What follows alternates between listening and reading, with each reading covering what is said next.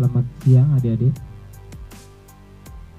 Kali ini kita kembali mempelajari materi sejarah Indonesia yang akan membahas tentang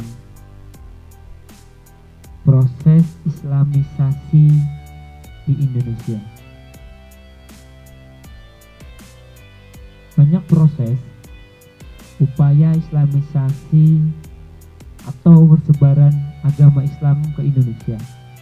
Yang pertama yaitu melalui jalur perdagangan. Mengapa kok melalui jalur perdagangan? Seorang pedagang datang ke Indonesia. Sambil berdagang, para pedagang menyebarkan agama Islam. Mereka berdagang, berinteraksi dengan warga sekitar. Mereka menunjukkan nilai-nilai agama yang mereka anut, yang mereka pahami. Lama berinteraksi, saling berkomunikasi, maka agama terselipkan dalam setiap ucapan, setiap gerak-gerik, sehingga membuat para pembeli dalam proses berdagang, dalam proses berjual beli, mereka menjalin hubungan yang erat sehingga saling bertukar informasi tentang keyakinannya. Maka perdagangan digunakan oleh golongan pembawa Islam masuk ke Indonesia upaya menyebarkan agama Islam. Hal kedua, proses Islamisasi pun dilakukan melalui jalur perkawinan. Setelah berdagang, pedagang menetap lama di Indonesia, tinggal di Indonesia, dan tidak sedikit mereka yang menikah atau mengawini gadis-gadis setempat di mana mereka biasa berdagang, di daerah di mana mereka berdagang.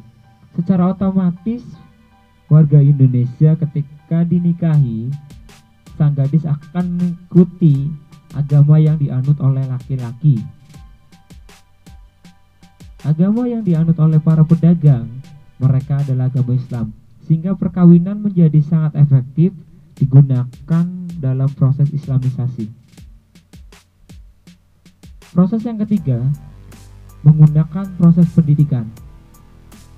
Proses Islamisasi melalui pendidikan, dengan mendirikan pondok-pondok pesantren, banyak anak-anak yang belajar dari mereka yang dulu beragama lain selain non-muslim, atau mereka yang masih menganut animisme dinamisme, diberi pendidikan agama, diberi materi-materi Islam sehingga mereka memeluk Islam.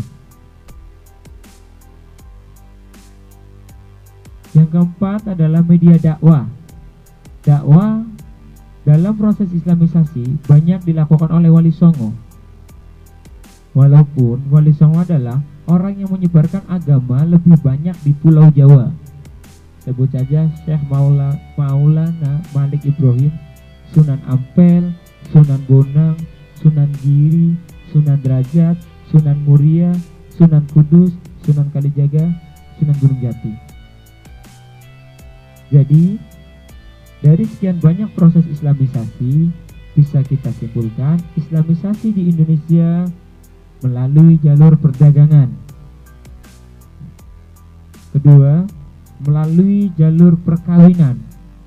Ketiga, melalui jalur pendidikan. Dan keempat, dakwah langsung yang dilakukan oleh para pemuka agama.